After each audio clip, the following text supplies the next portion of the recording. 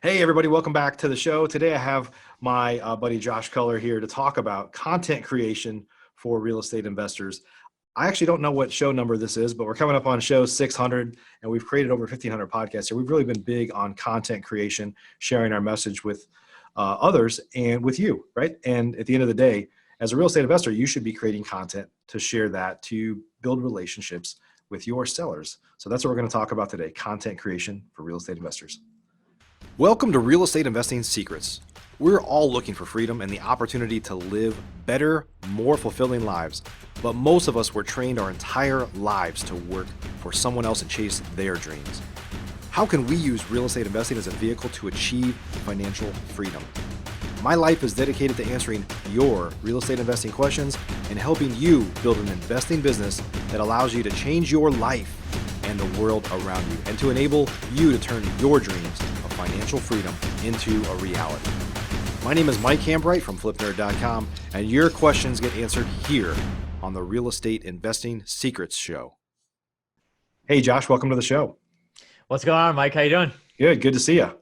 Good. It's good to see you too, virtually. Yeah. Virtually. Hey, everything's virtual these days. Everything's yeah, virtual that's right. Yeah. I have some friends. We didn't do this. Our family didn't do this, but I have some friends that were, they had their Easter dinner with family over Zoom. So Yeah, that's interesting. I mean, yeah, we kept it under 10 people. So we did Gabby's family first and then my family, but yeah, we're good. Yeah. Yep. So you and I have been friends for a while now. You've been in the real estate investing space and kind of found your way into really more of kind of content creation for a lot of real estate investors. And you do, just throwing it out there, you do a lot of work, for us with some of the content that we carve up and use on social media, and help do some videography and stuff at our Investor Fuel Mastermind events. And so it's been great to work with you. And I think that a lot of real estate investors understand they should be creating content, that they need to be putting themselves out there and sharing more of who they are and differentiate themselves with sellers. But a lot of people still aren't doing it because they either can't find the time for it, or they don't know how to get started, or they maybe overcomplicate it. We're gonna kill all that today, right? Absolutely. We're gonna slay it. We're gonna Crush take it out back and beat it. Yeah. Awesome. Well, maybe before we get started, just talk about your background, because you're not just a video guy or a photographer. You actually really started as a real estate investor.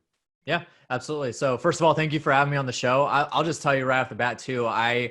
So I've been in this industry for over 7 years, and I started listening to Flip Nerd about 5 years ago, which it's insane. Like the full circle.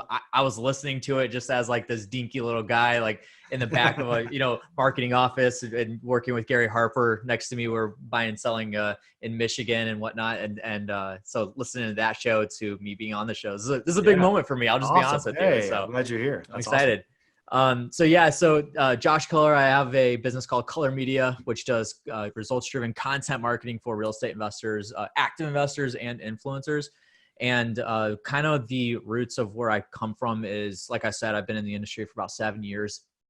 Joined up with Gary Harper. Actually hired me. He was partners with 2 other guys. We were buying and selling in the Midwest, 5 states in the Midwest. And something interesting too, Mike, is like the revolution of, the evolution of kind of where that's come from to where it is today, because almost all the marketing we do today is acquisitions driven, whereas back then it was all dispositions driven. So there's like a big difference, because we were coming out of that, that 08, 09 crash where there's a big surge of inventory. And I remember almost like it was yesterday when HUD just like shut down and there was no more deals on the market. So then we had to switch everything over to acquisitions marketing.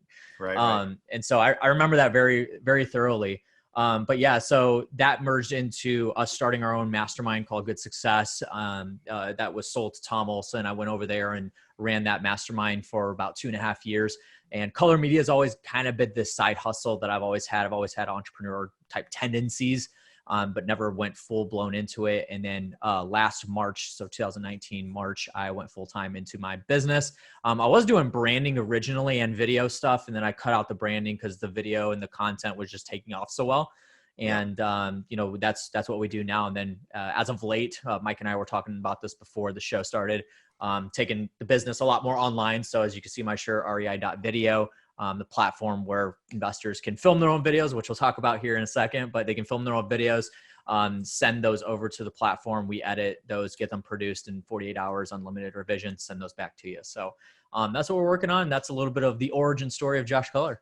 Yeah, awesome. Well, let's talk a little bit about, for real estate investors, why they should be creating content. And so a lot of folks, obviously, everything that I teach, everything that I've done, it's very focused on acquisitions. For 12 years, we've been very focused on motivated seller marketing, whether it's direct mail or pay-per-click or a lot of other things, right? But, until fairly recently, there wasn't a lot of discussion about creating content. So it could be blogs, it could be video, but at the end of the day, you have to differentiate yourself from the masses that are out there.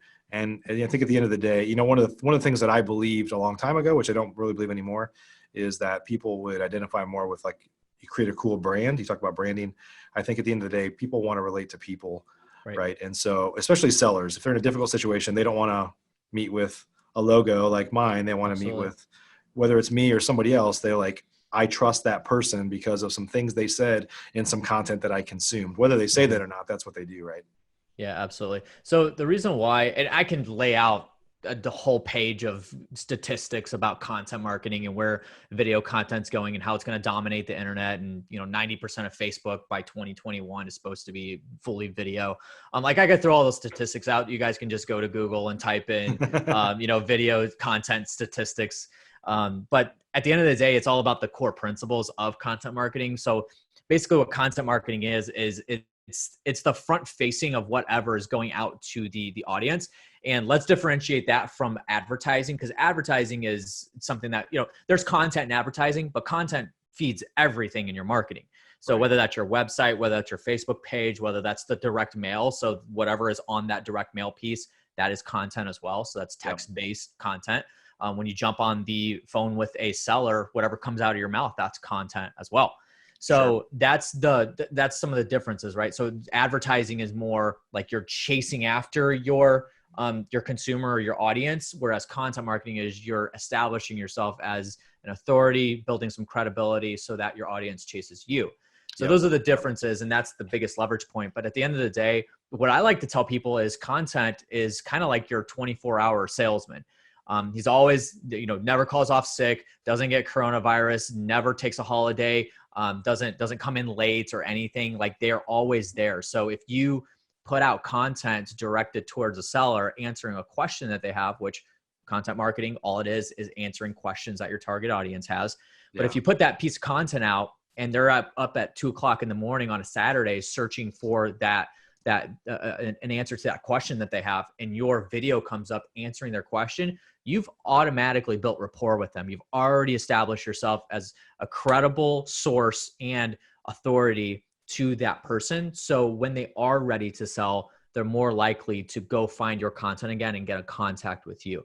And this is the true progression of what happens. This isn't something that is just like, I'm, spitting out philosophy here. This is true hardcore That's how evidence. it works. Yeah. It's That's how people research today, is consuming content to see, some people still want to read, but truthfully, most would rather watch a video. So we probably won't talk about kind of using content in conjunction with paid advertising today, because we just won't have time to cover it all. Right. But I actually did a show a little while back. I think it was an Investor Fuel show, actually, but I'll put a link down in the show notes for those of you listening right now, with John Martinez. And we talked about the kind of this continuum of like marketing and sales. If you kind of imagine this line, the more you create content, the more you share that, the more people kind of consume and get to know you. You're kind of pre-selling, right? It takes a lot of pressure off of the sales process. So in the past, and truthfully, I've been this way for 12 years. I mean, certainly for the first 8 years I was in business or more, we would send a postcard to somebody. They would call and we'd set up an appointment, but there was no relationship. They didn't know who was showing up. They didn't know who it was. They just know, I call this card and somebody from this company is going to show up. But all the burden was on that person that showed up to build a relationship and try to convince them that we can help them. And so content marketing can play a big part of that sales role, right? Of just like you said, of convincing people that you're trustworthy. Yes, I want to work with you. All else equal. At that point, it's just a matter of, there's still some sales process involved, but a lot of the pressure is taken off of that person that shows up because some of the relationships already been built. Yeah, absolutely. And like this, I may not, I don't know if I'm supposed to say this, but John and I are actually working on something right now. So that may be coming Okay. out soon, but All right. All right. we're talking about this, but we've had 2 Okay. episodes on my Spoiler show. alert, I guess. Even for me, I Spoiler yeah. alert. So, but yeah, we got something in the works right now, John and I, but I've had him on my show twice, specifically talking about the kind of the migration between sales and marketing and the relationship they have with it, and then how Yeah. content feeds into everything. And he Yep. has a very interesting perspective on it, because and that's, I'll just be flat honest with you. That's kind of where I got the whole, content can be your 24-hour salesman, was from him in the conversations that we've had. Right. But that's the truth. And the cool thing is that this salesman, your content, it's not emotional. It's not logical either. It's just information and value that's being put out there to your target audience. And the awesome thing is it's only going to your target audience. So the only people that are going to be viewing it and consuming the content you put out are the people that it's actually relevant to.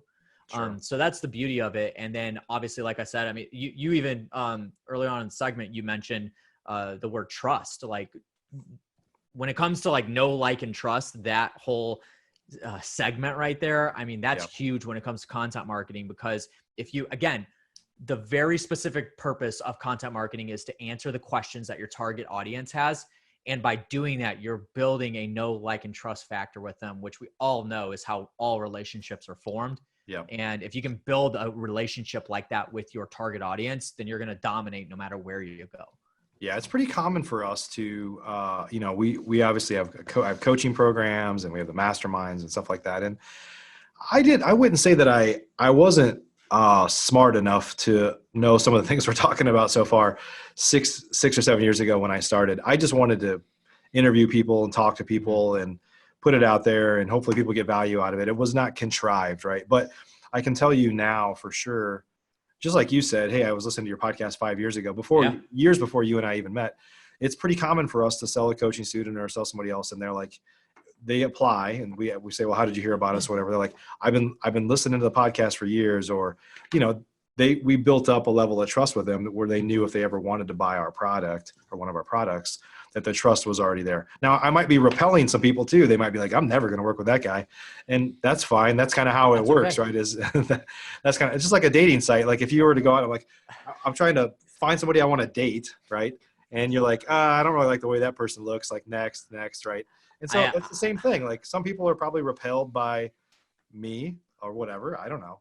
I was literally about to say that. Like I always like to look at content marketing as dating, because what happens is, let's just say you're dating your target audience, right?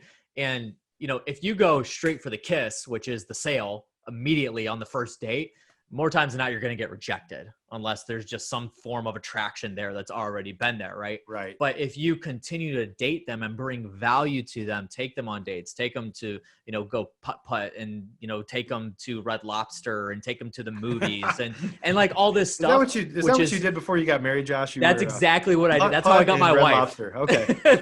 Red Lobster was the place to go. I mean, I think we putt once, but the movies and Red Lobster, right? But those dating scenarios, that's your content marketing, that you're building that know, like, and trust with them. And then at some point, instead of you having to go in for the kiss, they're going to go in for the kiss. And that's when they convert. That's when they pull the trigger, because you've brought enough value to them where they're like, all right, you're the expert. You have enough credibility. You have enough authority in this space. So I'm pulling the trigger, where you don't even have to advertise to them. It's just content that sold them. Yep. Yep. So let's talk about, I think people understand, hopefully we've kind of beat in their head now, the importance of creating content. And I think the next, objection that people have that aren't doing it right now, probably people listening right now are like, man, I need to be doing this. So let's talk a little bit about kind of where to start, because I think a lot of folks tend to overcomplicate it. It's real easy to think you need a bunch of fancy equipment, or you need a bunch of like fancy lighting or whatever it might be. And I just, before we started here, I showed you my little ghetto setup here and I'll tell you, I've said this on the show a couple times before. My camera right now, this is like a $60 or $70 Logitech camera. I've been using this camera, I think, for 6 or 6.5 years from the beginning. I don't think I've ever replaced it. It's sitting on top of a glass flower vase because it's just the right height I need to be like eye level with me. And I have Josh in my video here, right beyond the camera. So I'm not like, a lot of our monitors have a camera at the top. So it looks like I'm looking up all the time or looking down or, but but that was an evolution. When I very first started, I told you in my bedroom, I got a green screen. I got all these lights. I had like a camcorder. I was trying to, wear a lavalier mic and like Yep. trying to like do all this stuff that was, Yep. it wasn't that it was expensive. It was just complicated because when I'm using a camcorder, then I had to pop out a SD card and I got to upload it over here. And Yep. like things are way easier now than they were 6 years ago, even 2 years ago. But anyway, that's my rant. But how do people get started and keep it simple? Yeah, so I'm actually looking at I'm not looking at my phone because I'm ignoring Mike right now. I'm trying to find a post that I did the other day. Here it is. So one of the things I always tell people is, and this is a statement, like one of the biggest reasons why content marketing doesn't work is because it stops. And and then taking that further is the reason why it stops is because you made it too complicated. So what I tell people all the time is if you're going to go into content marketing, whether you're doing a podcast, whether you're doing videos directed to sellers, whether you're doing, starting a YouTube channel or whatever you want to go after, the important thing is the easier you make it for yourself to actually create that content, the more likely you are to actually do it, which means the more likely you are to stay consistent with it. And as we all know, marketing 101, consistency wins the game.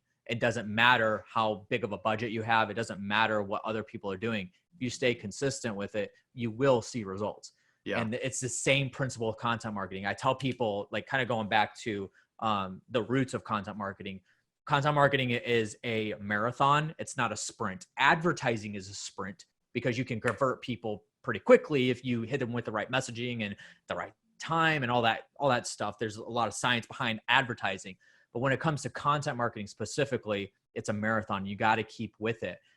So when it comes down to it, the easier you make it for yourself, the better. I even have an ad running right now. I'm not sure if you've seen it, Mike, but I don't know if I'm targeting you because you're a client. So I may have pulled your email out of the custom audience, but I've got an ad running right now where I have a DSLR camera and I'm filming, talking about, video and stuff. It's for rei.video. And I literally just throw the camera on the floor. I'm like, you don't need this. And so and then my next ad, I actually have a baseball bat and I'm going to smash the camera. Oh, wow. That's going to be pretty cool. So we'll see how that works. Yeah. I got one shot only. But anyways, but that's the point is like, you don't need all this crazy equipment and since we're talking about John Martinez, and I'm sure he'll laugh at this if he hears this, but the first time I went to his house to film video with him, sitting in the corner was about $10,000 worth of camera gear, and it was all still in the box. And I'm like, "What? Did you just get that stuff?" And he's like, "No, I've had that for like 7 or 8 months, and I haven't opened it." So but we all know, like John. I mean, he films a lot of stuff with his phone. And guys, his phone, like last time I checked, his phone was like almost bent in half, and the screen was cracked. I'm like, John, why don't you get a new phone? But anyway, so like that's like, and we all know John is one of the top names and is the top name in real estate investing sales training. Sure, yeah. And he films with his phone. So when it comes down to it, it's not all about the gear that you use. I mean, I've seen some people spend thousands or even hundreds of thousands of dollars trying to amp up their content, whether that's investing into a YouTube channel or a podcast, and they get all they build out a massive studio in the office and all kinds of crazy stuff, and it doesn't take off.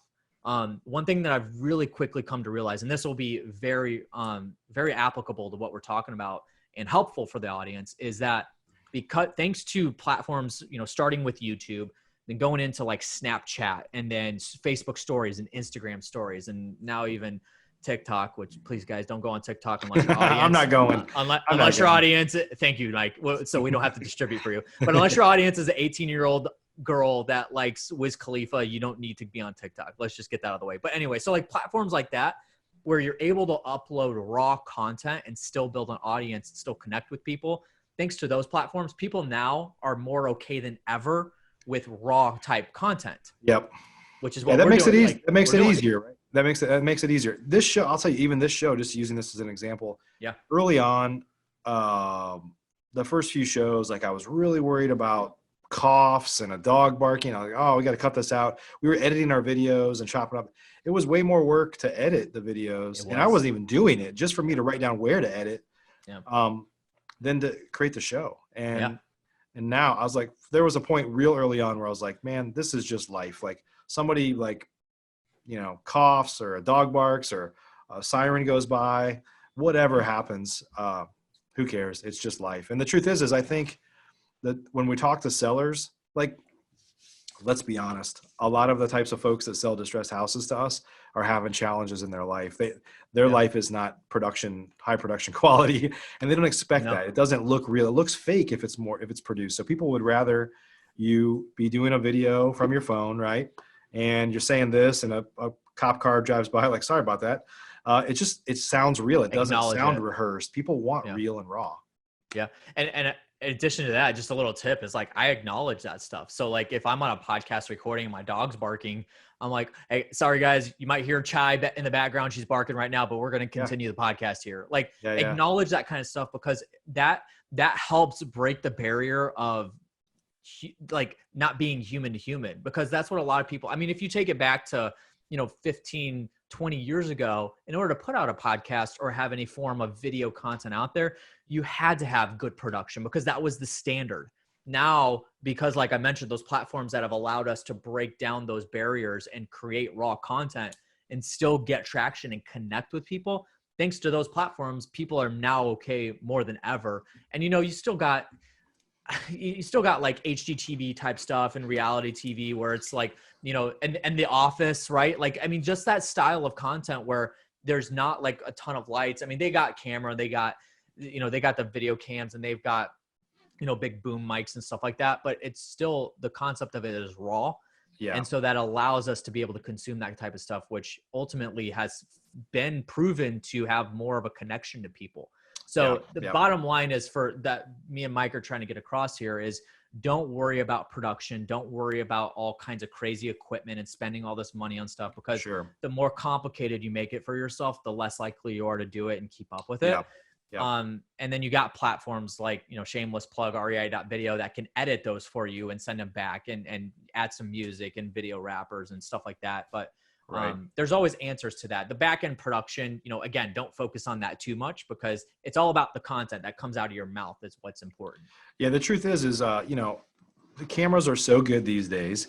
Even the like the rear, whatever, I don't know if this is rear or this is rear, but kind of the rear facing camera that's not as good as the one on the back. Like, cause when I record myself, usually people want to see themselves too. Like, am I in the right frame? Yeah. That's easy enough to do. Audio is important, but if you're within like 2 or 3 feet of your phone, it's fine. If not, you could literally use like a $20 lavalier mic if you need to. I have a $30 lav mic that I got on Amazon that I use for phones. Yeah. So that is one thing. Don't put it in a tripod and stand 10 feet away. It's going to sound echoey and kind of distant, but you could solve that with a $20 or $30 mic, or just be within a few feet and it's totally fine. Yeah. And so, one of the things that I think is helps with people creating content, because sometimes what I found is, even if people are like, fine, I'm going to create some content today, but in their mind, they're like, well, what am I going to create? I don't know. So I think you have to kind of separate what I kind of call the ideation, like, what am I going to record, versus actually doing it. Yeah. And for me personally, I actually spend time coming up with a list of stuff that I want to create. For podcasts like this, like, we usually just make it up as we go. I mean, you and I talk for a few minutes ahead of time. What are we going to talk about today? And we come up with, a little bit of a list of things we want to cover, just to keep us on task. But when I'm creating content for, like, I want to talk about how to get started with this or how to do that, like, I usually have a repository that I've created at some point, because I found I'm in the shower or in the middle of doing something and I have a couple of ideas. Yeah. It's like, well, I literally put it in a Google Docs spreadsheet. And then when it comes time to create content, I don't have to think about, like, well, yeah, I was going to create, I don't want the excuse to be, I didn't create something today because I didn't know what I was going to create. Right. So I kind of separate production versus ideation.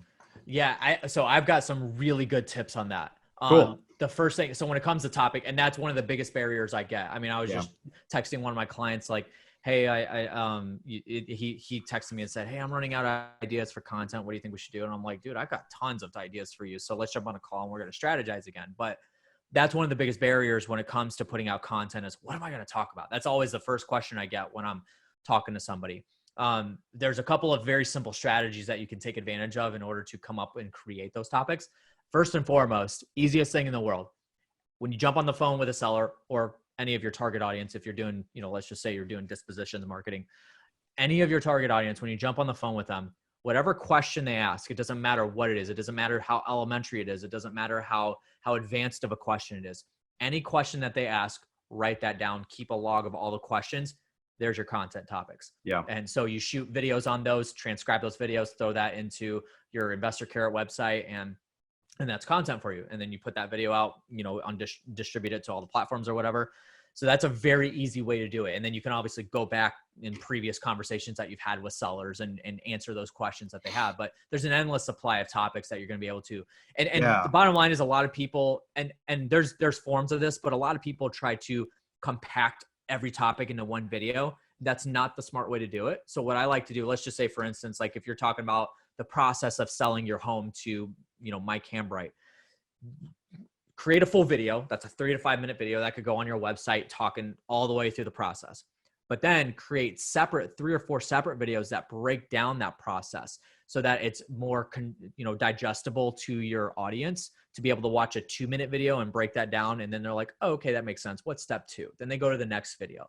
So be willing to do that. But that's one way to come up with topics, is to just log the questions. Another couple ways is you got Quora. Quora is literally a platform. It's like a social media platform for questions. That's all it is. So go search there. A really good place that I like to look for is answerthepublic.com. Great website. You type in a keyword, key phrase, and you can search all day long for additional topics. And that'll help you give ideas for what topics to talk about. Obviously, Google Keyword Planner. I mean, that's like hardcore data of what people are actually looking for and searching for your specific industry. And then in addition to that, the last thing I would say is competitors. Go search what your competitors are doing and figure out what they're putting content out about. And there's some ideas for you. Yeah. If you've been in business, like you said, for any length of time, you've been asked a million questions. How do I what sell people my house ask fast? What's your closing process look like? Yeah. You really pay cash for houses? Like, do you buy houses in this part of town? We've all been asked a million questions, right? Just literally, like Josh said, make that list. And then there's something that that I'm working on right now, that helps me sometimes, is I think of that question. Imagine like a matrix. You got those questions across the top, and then down below is stuff like Q&A. These are more like types of content, right? Q&A, how to, telling a story, mistakes made, show and tell. You can basically say, so if you come up with like, how, do you buy houses for cash? Do you really pay cash for houses? And it's like Q&A, like, or show and tell. I just want to share with you a house that we just bought. We paid cash for it. And just like, you kind of show and tell. It's the same content, but you're just kind of spinning it to a different approach. Like, a lot of sellers ask us, does this happen? This is like Q&A. Let me go over the top 3 questions that sellers ask us about selling their house for cash. Absolutely. Just like you can take that content. This is actually what I think one of the big problems that people have is they think they have to come up with these unique ideas, and they use it one time and it's check it off the list and it's done. I could promise you I don't even know what show number this is, Josh. Let me look it up. I'm going to tell you right now. This is going to be show number, this is of this podcast, 516. And we've had over 1,500 podcasts across our different podcasts over the last 6 years. Yeah. How many times do you think we've talked about wholesaling or something? I mean, 100 times probably, right? So I think it's in our mind that, we've already talked about that before. I've already done a video on that before. We kind of make this assumption that some sellers come to some index and they watch all your content. Like they're searching around and they find one piece of content. You should assume that they're probably not going to see any of your other content. So it's just like, it's like having lots of lines in the water if you're fishing, right? Just have a ton of stuff out there. You got the same bait on a couple of them, but that's okay. I've got a really good thought on this because I get that question a lot. Like, hey, I've already talked about that topic, or I talked about something similar to that. Here's a very, very simple concept that everybody needs to get through their head. And I know it's hard for some people, but you have to understand this. So you can never put out enough content about one specific topic.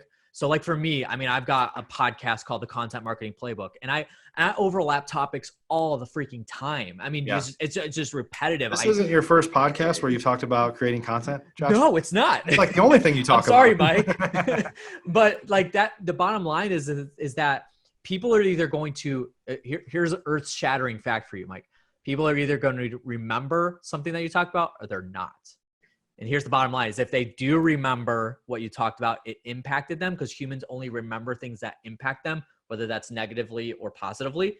And if it's a negative, then it just reinforces like, hey, this isn't somebody that we want to work with. But if it's positive, that means that it actually made sense to them. And for them to hear it again, it's just going to reinforce their decision-making So there's no losing in that scenario, right? So like, and more times than not, it's going to impact them positively, right? If you truly help them with that content. So if their question was what to do with my pre-foreclosed house that I need to get out of, and you answer the question, you give them options, and they see your one video this month, and then they're still stuck in that problem 2 weeks later, and they see another video that you did, same topic, but a different video, then you're just helping them even more and reinforcing, because you're never going to say the same thing that you did on the previous video or the previous topic or whatever. So don't be afraid to duplicate topics. That's just going to reinforce your truth and what you can actually do when it comes down to actually helping your target audience. Yeah. Yeah. And I don't want to I don't want to talk too much about editing. That's obviously what you guys do. It's your company. You help with editing, and you do some of our editing of content.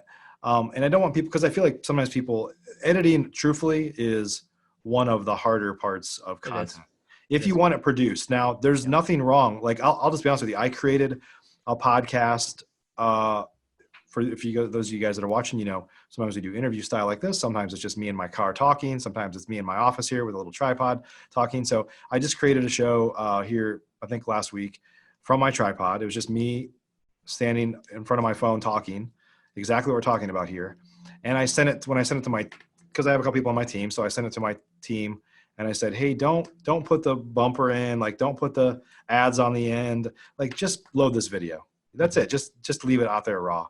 And obviously that is the easiest. The truth is, if you're creating short little videos like we're talking here, 3 to 5 minute kind of info things, there shouldn't be very much editing, right? Yeah. But it is possible to take that content and repurpose it, right? So I'll tell you guys a few different ways that we repurpose content. One is we leave it whole. And so if I just said we've probably done 100 shows on wholesaling. I don't know how many, but every once in a while, if you've been on our list for a while, you'll see that we'll publish an email that says, these are our top 10 shows on wholesaling. And we just had links for, the ones that are the highest viewed, or the ones that we like the best or got feedback on, or whatever it might be. And so all we're literally doing is repurposing that same content and just sharing it in another way. So it doesn't have to be, create it, put it out there, never look at it again. Like, you can revisit that, right? Yeah. Another way is, and this is where Josh helps us, is I have a video editor on my team that does our podcast production. She does graphic design and a bunch of stuff for us. But we also this is just a little bit peek behind the curtain here, as Josh knows. So this is a little bit weird that you might be editing some of your own show that you were on with me. But at the end of my shows, I send out a message to my team, hey, I'm done. Here's the title of the show. They go edit it from there. I copy Josh on it, because his team will take our podcasts and they'll go in and they'll find like some great nuggets, like 1 minute of this, 2 minutes of that, and chop it up. And we put it on Instagram. We share it on Facebook. And so from this one piece of content that I'm creating today, we publish this podcast on a whole bunch of different platforms, YouTube and on flipner.com, of course. But then we chop it up into smaller video pieces. And this one show might turn into 5 to 10 pieces of content ultimately. And we just have a template that we say, hey, whenever I create a show, here's what my team needs to do, a checklist of stuff. And from me as the creator guy behind the guy behind it, the guy clicking the record button, there's very little that I do after this. Right.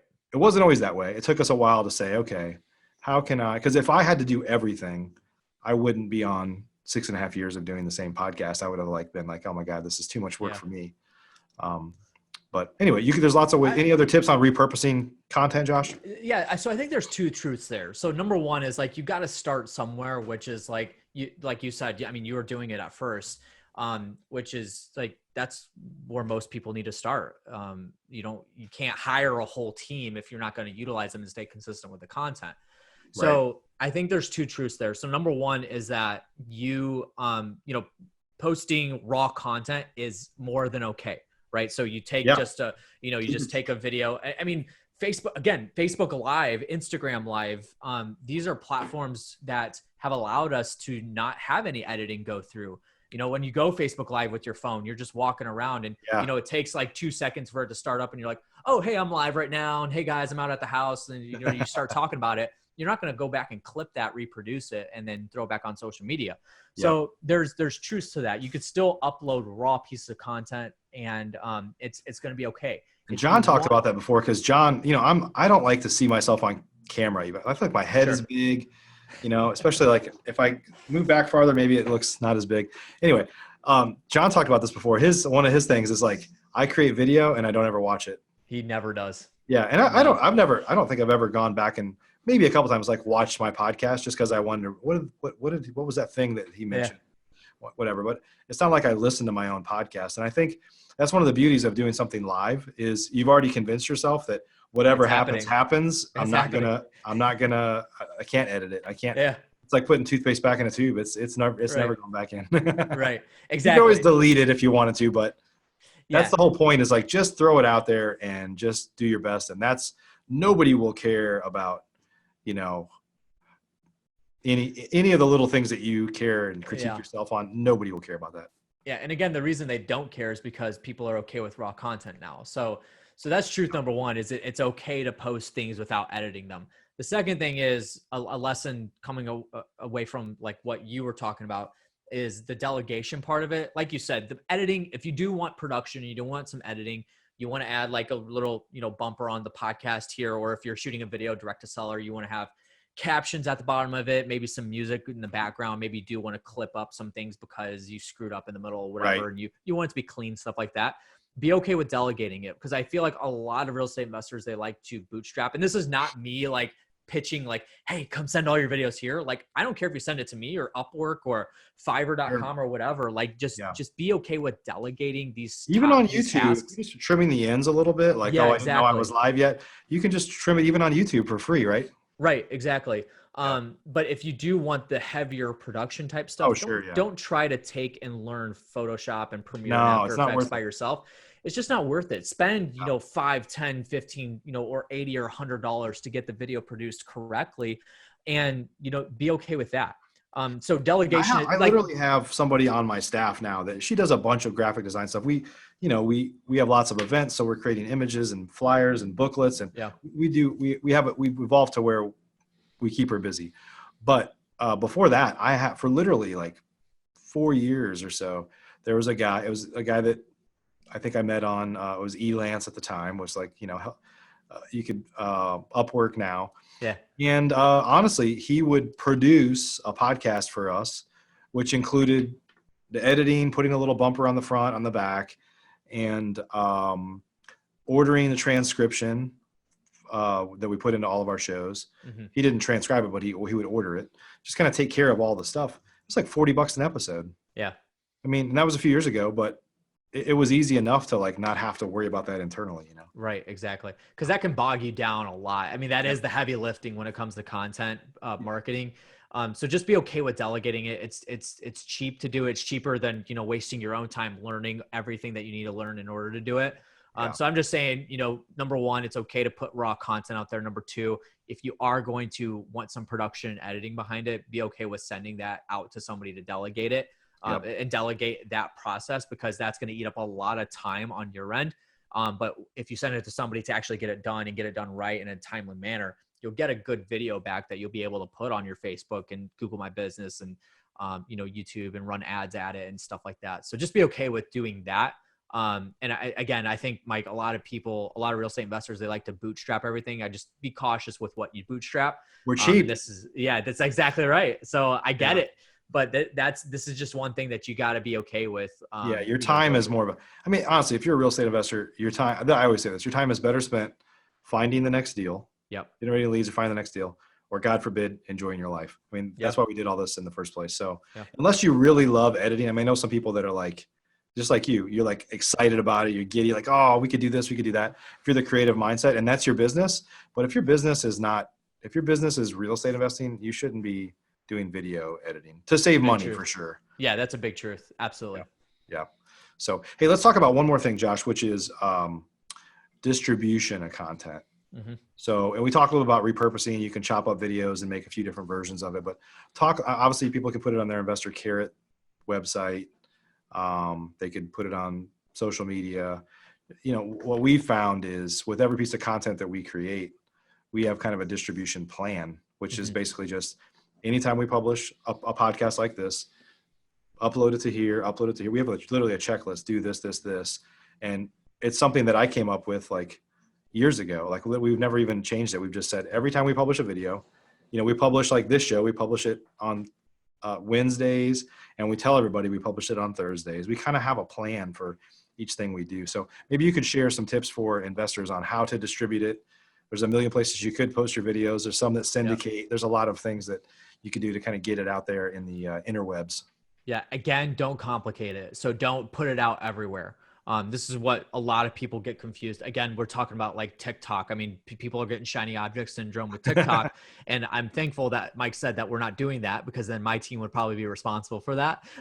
so thanks, Mike. But anyway, so like, but that's the truth is, Mike's audience is not on TikTok. They may have created an account because, guys like Gary Vee told them to, but at the end of the day, they're not actively using it. It's the same thing with, I know, a good majority of my audience personally is not on LinkedIn. Like, so I don't go hard at LinkedIn. I go hard at YouTube, podcast, Facebook, and Instagram, because that's where and Instagram was a newer one. People are just starting to use Instagram, and real estate investors are just starting to use it.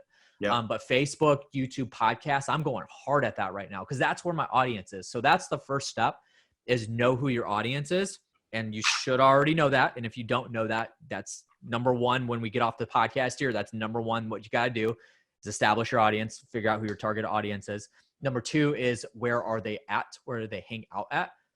So again, this is knowing your target audience. If you know who they are, truly, you know where they're going to be. This is why sending out direct mail is so popular, because a lot of your target audience are people that are, 45 and older, 50 older, 60 older. Yep. That still check the mail and go through every single piece of mail that they get. Whereas somebody like me, I'm 26 years old. If it's not a bill, if it's not like a letter from grandma or grandpa, it's going in the trash. I'm not going through it. I don't care if the bank truly wants to get a hold of me, they're going to send me an email. Right. So like, these are things that you got to think about though. So if you're going to target me, don't send me direct mail, because I'm not going to read it. Yep. And I can tell if it's, direct mail or not, or if it's a legitimate piece that I need to read. So it's important to know your audience there. And in that fact, let's just make it very blatant and clear. If you're an active real estate investor, marketing to direct to sellers, acquisitions marketing, there's several places that I always recommend. Is number one, obviously your website. It's first and foremost. Put your content on your website. So if you're going to do a video, let's just say, I was just working on one of my clients, Eric Brewer, out of York, Pennsylvania, doing his stuff. And we shot the videos for him, where we transcribe them, clean those transcriptions up, and then we're uploading an individual blog post on his website so that it scrapes for SEO purposes and whatnot. Yeah. But there's a video on there and there's a transcription. So that's first and foremost. That's a good idea. And Investor Carrot makes it extremely easy. I know that they have a transcription service inside of it, which is super freaking cool. So that's number one. Number two, very, very underutilized, is Google My Business. Something that Google's going extremely hard at right now is utilizing Google My Business, because they want people to search Google My Business. Another one could be Apple Maps, like upload your business to Apple Maps. But the way Google My Business works is you can actually use it similar to a social media feed, where you can upload, I believe the limit is 60-second videos right now. But take that 3-minute video, dice that up into a 60-second video, 3 60-second videos, and post 3 different videos on your Google My Business and populate that platform as best you can. Next one would be Facebook. So Facebook's big, and then YouTube, because YouTube's the number 2 search engine platform on the planet. Yep. And then you can obviously feed your YouTube videos over to your website. So those are the platforms I always recommend. Outside of that, if you are, let's just say, for instance, starting a podcast because you want to market to a specific demographic, or whatever else you're doing, the 2 things is, who's your audience and where are they at? That's what you create content around. That's awesome. That's awesome. Hey, one other thing I don't think we really covered, we didn't mention, is when you're creating, I think this will help people with getting out of their own way and keep it simple. Create content at the houses that you buy. Yes. It's so easy. 'Cause sometimes, first off, the best thing to do is have natural light, right? We're all worried about lighting. If you're inside, it's hard to control lighting, but if you're outside, unless it's a cloudy day and you can't control that either, but just that natural light is so much easier than worrying about light kits and running power lines and power cords, all that stuff. So just be at a house. And if it's inside, if you can open up windows so it's bright in there, otherwise it's dark and it looks like the Blair Witch Project, right? But just to say, hey, we just bought this house in XYZ city. And a lot of people wonder, why does sellers sell to like us? Just whatever your topic might be. By the way, while you're there, batch it and create like 5 or 10 of them, like answer 5 or 10 different questions and just knock it out, because to get you to drive across town and go to a house to go create one video is super wasteful unless you're creating a ton of stuff there. So people want to know. You could say, don't lie, but you could basically say, here's how we helped this seller, right? Or here's how we help sellers like this. You could be, here's how we help this seller, and we buy houses like this in all sorts of situations, including probate.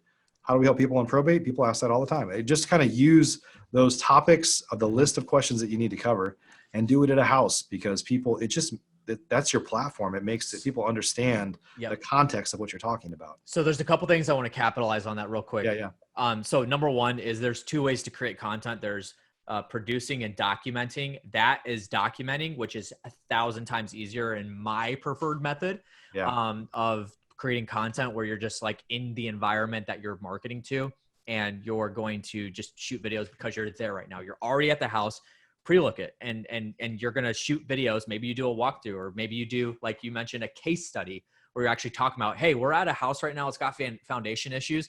And I just want to show you this crack in the foundation here.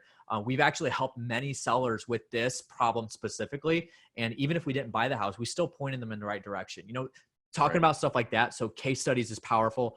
But the reason why doing documentation as opposed to just producing, where you're sitting in a studio and doing lights, camera, action, is because, and I do this with the clients that I visit, a lot of the Investor Fuel members, when I actually go shoot on-site videos with them, I take them to the houses. We do very few videos in their actual office. We want to do a couple, like the About Us video, and here's our receptionist, or here's our closing coordinator, or whatever. But if we're doing direct to seller marketing for videos, like we're going to a house and we're going to stand in front of a house. We're going to walk through a house. We're going to stand in the kitchen or the living room or whatever, because the reason why is because it's the environment that you're marketing to. Right. And the more relevance is one of my favorite words when it comes to marketing. The more relevant that you can be towards your target demographic, the more likely you are to actually connect with them and allow them to pull the trigger. So as opposed to somebody sitting with a green screen behind them saying, I'll buy your house. Go to the house and say, have a house like this, I'll buy your house. Exactly. Who's more likely to actually close the deal and get that deal locked down? So that's the thing. Awesome. Think about relevancy, and that's what you go after. Yeah. Cool, guys. Hope you got some value today. Josh, thanks for joining us today. Man, thanks for having me on. It was good. Great tips. Yeah, absolutely. Yeah. Hey, if folks want to learn more about how to connect with you, obviously you do some editing. You have your own show where you share lots of tips on content creation. Where can people go to connect with you and learn more? Sure, absolutely. Well, I'm all over social media, so specifically Facebook and Instagram. So like we talked about, so just search me, Josh Culler. If you want to learn more about what we got going on, you can go to cullermedia.com. Culler spelled Culler, and that kind of integrates everything that we got going on. So we've got 2 podcasts. One is called the Content Marketing Playbook, which is a podcast specifically about content marketing, teaching you how to do it and do it yourself. The other one is called the REI Marketing Weekly, which Mike himself has been on. And so we talk about just marketing. That's it. Nothing else in real estate investing, just marketing. So that's called the REI Marketing Weekly. We got a website. Actually, by the time this goes out, that website will be up, and we got show notes there and whatnot. So reimarketingweekly.com. And then obviously, like I said, rei.video. Shoot your own videos like we've been talking about. And if you want them edited or produced, send them on over, and we can do that for you. Cool. We'll add some links down below for all these things. You can reach out to Josh. So Josh, thanks again. Great information here. Hopefully you guys got some value. Hopefully you'll all start creating some content. If you've been on the fence and you haven't, and you've probably, truthfully, if you've been on the fence and you haven't, you're probably overthinking it a little bit. So absolutely. Hopefully this provided a little bit of a catalyst to kind of get you going. So awesome. Everybody, hey, thanks for joining us today. If you haven't yet subscribed to us, we'd love it if you did. You can subscribe wherever you're watching or listening to this right now. iTunes, Google Play, Stitcher Radio, and a million other places. YouTube. Of course, you can find all of our shows and thousands of hours of free content on flipnerd.com. Appreciate you guys a ton. We'll see you on the next episode. Thanks for listening to today's show. There are 3 ways I can help you start or grow your real estate investing business. If you're a new investor and just getting started, the FlipNerd Investor Coaching Program is the most effective program in America. I've been coaching and mentoring new real estate investors for 10 years, and my students have literally purchased thousands and thousands of properties. Many of them started with little to no experience at all. Our program is a paint by numbers program where we tell you exactly what to do week by week to make sure that you don't get distracted on your way to results. We show you how to build a real business, not just create another job for yourself. New memberships are limited. You can learn more and apply or schedule a call with me and my team at flipnerd.com/coaching. If you're an experienced investor doing a minimum of 10 deals a year, up to 500 deals a year or more, or have a multi-million-dollar real estate portfolio already, you should check out our powerful Investor Fuel Real Estate Investor Mastermind. Over 100 of the nation's leading real estate investors are members, and it's not uncommon for our members to 2 to 5x their business just from getting around other members at Investor Fuel. At Investor Fuel, each of us are business advisors to one another's businesses, but we don't stop at business. We focus heavily on becoming better people and living fuller lives. If you're looking for fuel for your business or fuel for your life, please check out investorfuel.com. Applications and interviews are required, as most investors are not a fit for our community. Please learn more at investorfuel.com. If you're not ready for coaching or masterminds but eager to start learning more about investing, please join our private Facebook group by visiting flipnerd.com/Facebook. New members get access to free training from us right here at flipnerd.com, and it's a community to safely ask your questions, a great place to get started. Simply go to flipnerd.com/Facebook to request your access today.